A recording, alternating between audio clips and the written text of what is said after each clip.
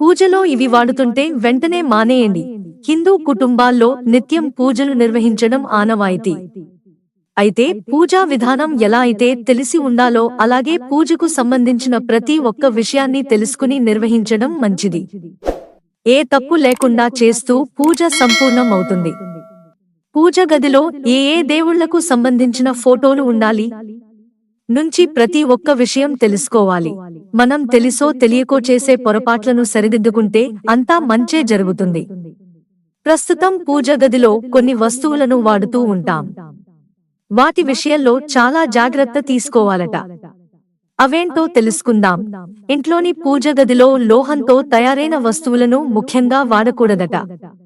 అలాగే మనం దేవుడి పూజకు అల్యూమినియం పాత్రలను సైతం వాడుతూ ఉంటాం. ఇవి అస్సలు వాడకూడదట.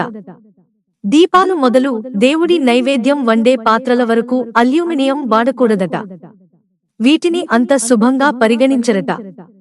ఇక వీటితో పాటు పూజ గదిలో స్టీలు వస్తువులు సైతం వాడుతూ ఉంటాం. వీటిని కూడా అసలు వాడకూడదట. లోహంతో తయారు చేసిన పాత్రలు గాలి లేదంటే తడి తగిలితే పాడైపోతాయి. కాబట్టి వీటిని వాడకూడదట. పూజకు వినియోగించే పాత్రలు ఎప్పుడూ కళగా ఉండాలి కాబట్టి ఇత్తడి పాత్రలు వాడుకోవడం ఉత్తమమని చెబుతారు. వీలైతే వెండిని కూడా వాడవచ్చు. మిత్రులారా, ఛానల్ సబ్స్క్రైబ్ చేసుకోవడం మర్చిపోకండి. ధన్యవాదాలు.